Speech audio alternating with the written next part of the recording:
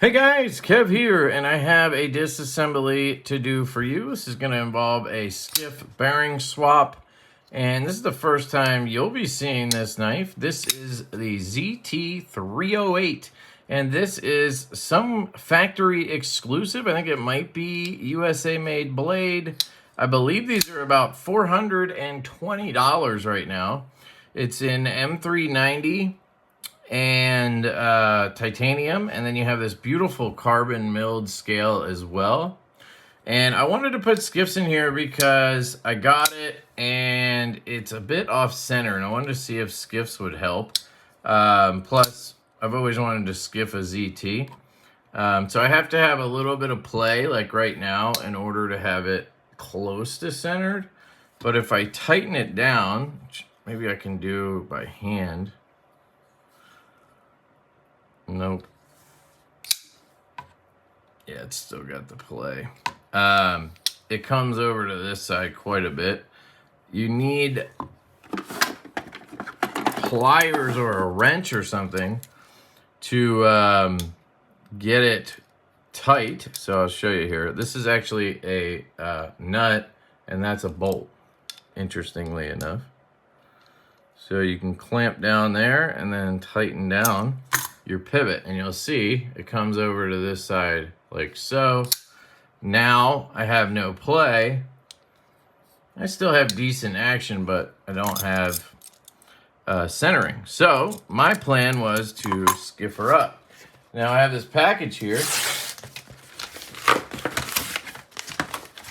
from Skiff because I ordered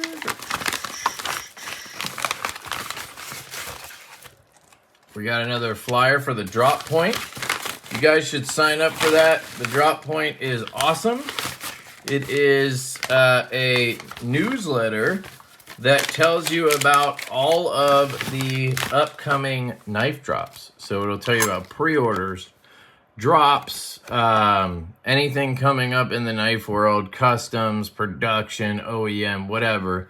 It's very, very cool. Steve Skiff from Skiff Workshop runs it, and it is free. So you just sign up for the newsletter and you'll get it every week. And yeah, it's pretty sick. So here's the info on that, the website, thedroppoint.com, QR code, all the good stuff. So definitely check that out. Here are our bearings. So I picked up 2 sets of these, and these are 1/4 inch, 2 millimeter, and these are supposed to fit the ZT308. So I am pretty stoked on that. I'm gonna take this set and put it down here because I have never needed 2 millimeter bearings before. So this is a pretty rare occasion, and I'm pretty excited about it. So let's get into it. We just need to clamp down on this guy again. Now you could use, you know, a cloth or something between, you know, your Knipex and the screw, but, you know, I'm cool. All right, doing it that way. All right, so let's see what we need here. T8s, I'm assuming.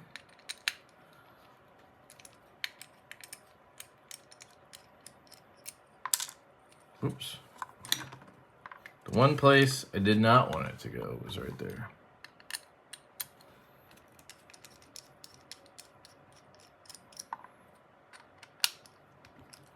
Should just pop apart once I lay it down here. All right, there we go. Whoop. Oh yeah, I already popped the pivot out. So the way this comes is with these steel caged steel bearings, probably 440 steel bearings. Very common in USA made knives. It's just the way it is. So here you'll see 2 millimeter. So it goes through the 2 millimeter slot.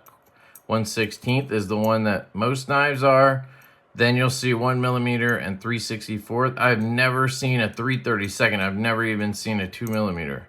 But here it is, 2 millimeter. And then your bearing, 1/4 inch.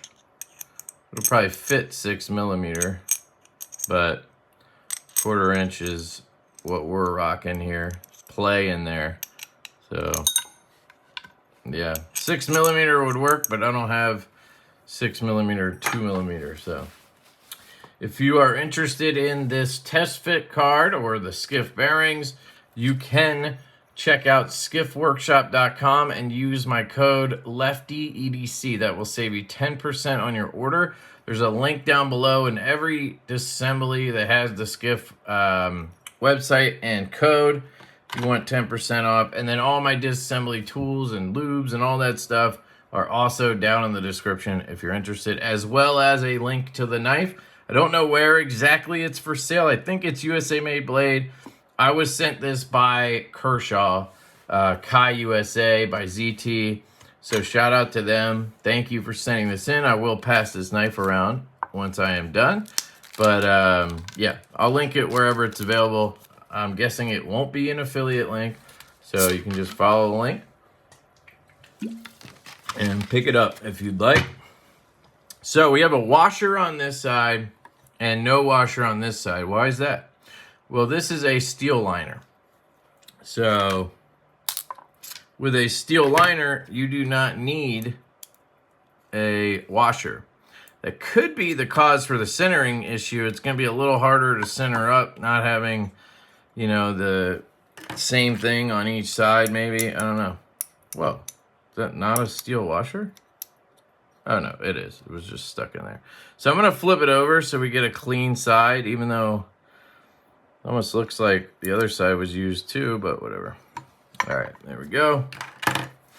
So I'm going to clean the blade. It is sharp, by the way, so if you do this, be careful. You'll see one side has a pocket and the other one doesn't. The pocket for that side, right, would be, wait, which side is that? This side has the pocket here, and then the flat here, and then this side has the pocket in the scale and there. So with the bearings like this, with the stamped cage, you honestly would want to put this one in this way, and then put this one in this way, so they'd be facing opposite directions, but that way you keep the gunk out, especially on a knife like this that's kind of meant to be hard used, you know? All right, I'll stop blabbing. Clean the lock face on the tang and then the actual lock face. You can see the detent ball right here. It's actually pressed into the titanium, not into the insert, which is nice. All right, let's do it. So here are the bearings we want.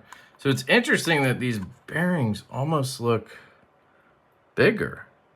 So now I have no idea what's going on, but the Skiff site said that these fit the 308. Now I'm wondering, maybe because they switched to, because they switched to the CF scale, maybe somehow it doesn't fit with that. Oh no. We's gonna find out. So which way does this go through? Does this go through this side? Which side did we remove? We removed this side, so that would mean it comes through this side. All right. Oh, you can see the captive notch. Okay. So there's actually a captive bar that pops into that. That's nice. Deep, too. Good for them. That is not going anywhere, which is awesome. Okay. Let me start over with the lubies. These are big bearings, so I'm just putting a little extra in there. Guess I should make sure they fit the pockets, but I think they will. All right, let's lay the blade on here. Look at that. That's so wild how that works. Stop pin is there. Yep.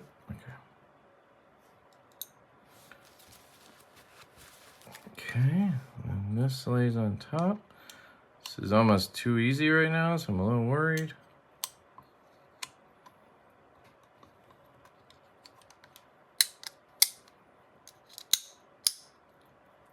Okay, lots of clicks, but it all clicked in.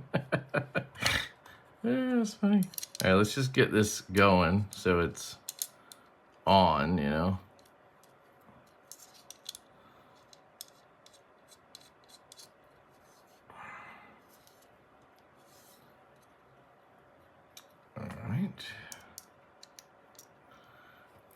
get our T8 out.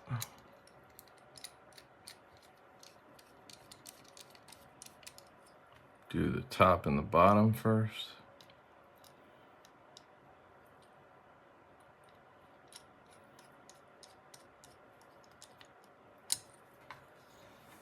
So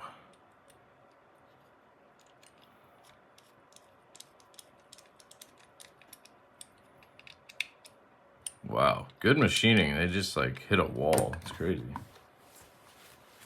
Clean my fingers. All right, let's see. Ah, I forgot to put anything on the detent track. I'll figure that out in a second. So let's tighten this down and see how we did.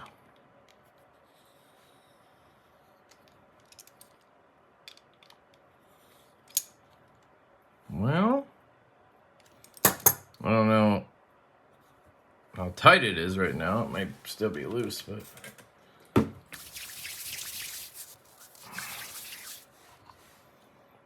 looks like everything's fine. Ow! Jesus! The detent is stout, and I love it.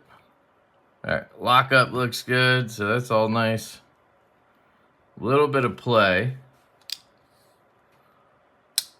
Still have great action, but yeah, the centering did not correct itself here. So I think it's just gonna be off. Not much you can do. It's a little better, maybe. I don't know. That's better. No play, and it's just swinging down. So we got better action out of it, which is good. Oh, I don't even need to, I can probably get to the detent track right here. Look at that. A couple ways I could do it. Oh, wait, look at that. Oh, no, I thought maybe it would swing right through the center there. Where's the detent? It does, right? Where's the detent track? It's that line right there, isn't it? It's gotta be. You can see the line of the detent track. So I'm just gonna take, that's great. Take a little bit of KPL heavy. Put it on a Q-tip and then find that line.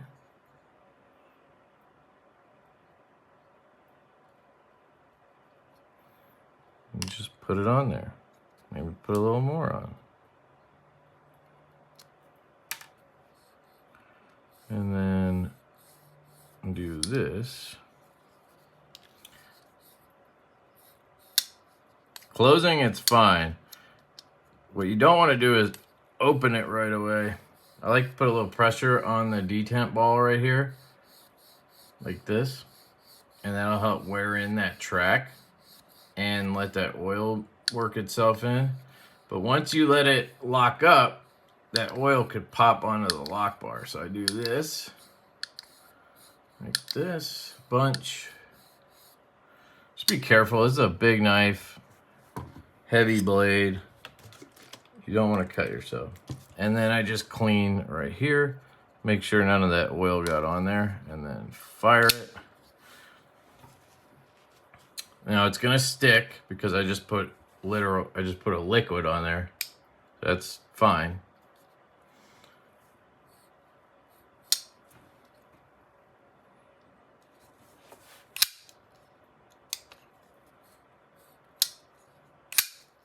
Man, that thing fires, doesn't it? This thing is an absolute monster. Great action. Yeah. Sick. So we got this puppy. Let's just make sure. Yep, these are all tight too. Now, how would you Loctite this thing? I don't know what you would do. You have a nut, so I don't know the best way to go about it. Loctite, I don't even know if it's necessary. I don't know if this would loosen over time. I have no idea. So I'm probably not gonna mess with it. Anybody who has one of these, let me know if you just use Loctite. I don't think my super glue trick is a great idea on this one, but yeah. I don't think it's loosened at all, so let's just see how that goes. And it's breaking in. Those skiffs will break in, and then the D10 will keep breaking in. I mean, you can't even see the track at this point, right? So it's gonna get smoother. I actually need to just put a little bit on there.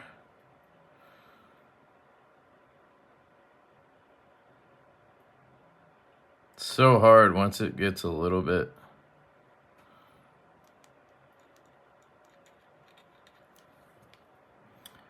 Once it gets a little bit empty, it's not like close to empty, but it starts to get harder to.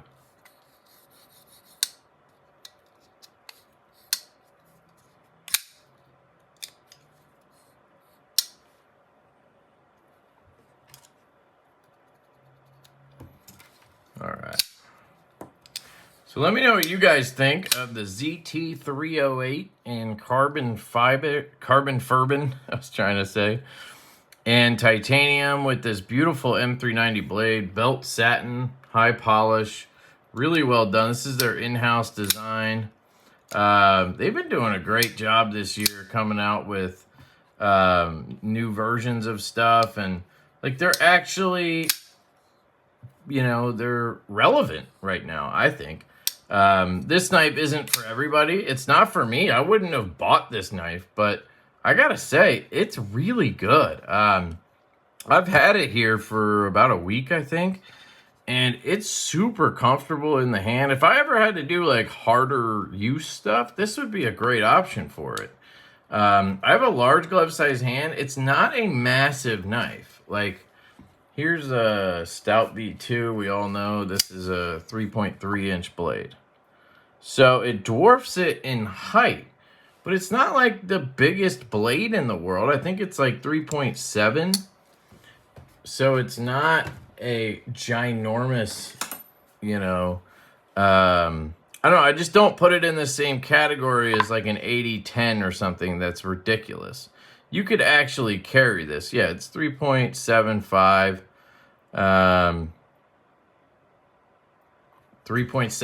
3.8 on the blade. Really good size. Great action.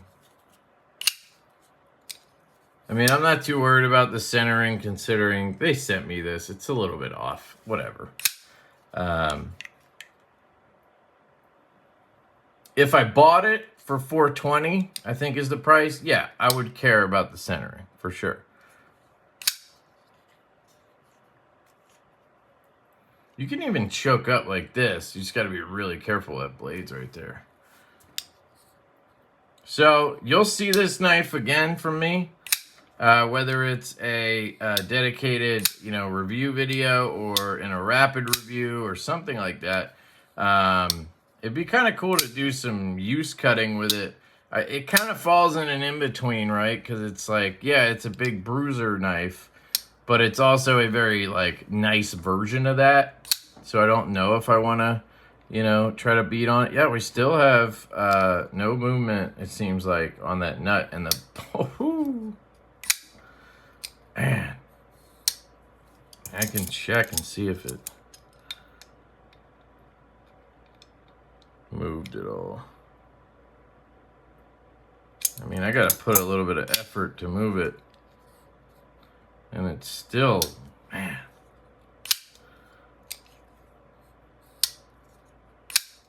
This detent is one of the best detents I've ever felt.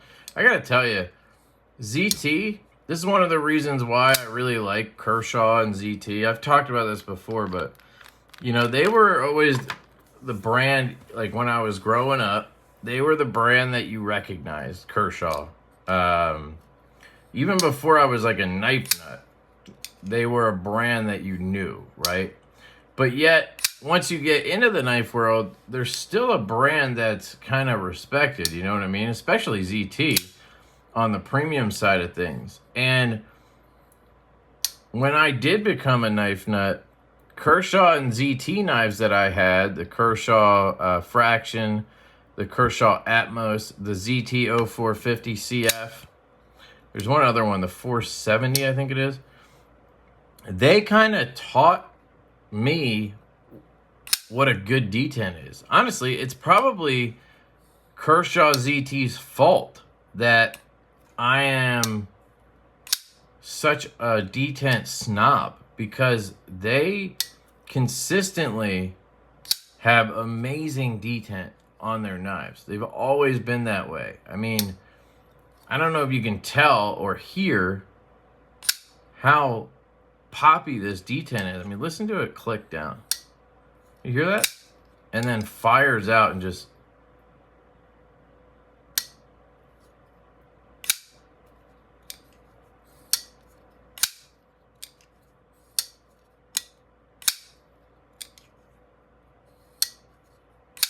Yeah, it's an absolute thunderclapper. It's excellent, man, on the detent. So, yeah, they kind of are the reason I'm a detent snob. Because Kershaw and ZT were some of the first knives I had. Once I became a knife nut, I had the Atmos from Kershaw, and I had the 0450 CF from ZT. And then I had a Wii rectifier. And those three knives kind of like, you know, started my like knife journey in the more like knife nut space, not just, you know, having a knife. And those all had just really excellent detents. And so that's what I expected from everything going forward. And that's why, you know, I'm really picky about detents, and it's just in my head at this point. So I give Kai USA a lot of, you know, credit for that. I mean, I don't credit as in it's like a great thing. I don't know. But for me, I really, you know, I like that I'm picky about detents. One, because it helps me not buy every single knife I come across. But anyway, let me see. Did that loosen? It almost feels looser. And there's no play. It's just, I think the action is just getting, yeah, it was just getting better and better. Didn't necessarily, man. Oops. Look at that. That's insane. That is crazy. And you might have to Loctite it. I'm not sure. I just don't know how to go about it. We could try it. Because if I pass it around, I don't want... I don't want it to be loosening on people. I really wish I could fix that centering just for that purpose. Alright. So what I need to do is get... It's going to be a little different. I need to get the Loctite on the threads. So it needs to go down here, actually.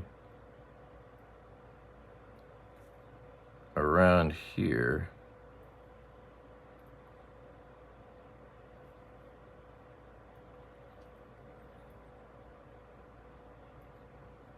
Okay. Don't know if that'll work, but clean off the top here, clean this off.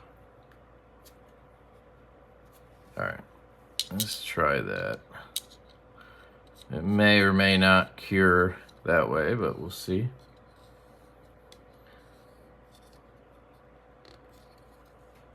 See, like right there is perfectly centered. I mean, it's not terrible, but there's definitely some play, so I'd rather have off center and no play personally. Okay. No play. Oh wow, I went real tight there.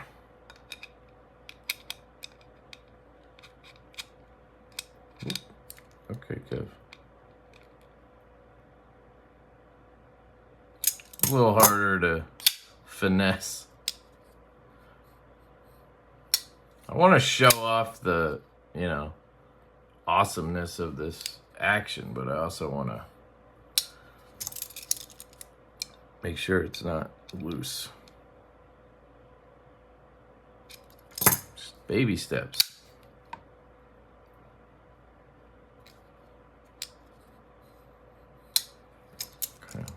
bring it back a little bit.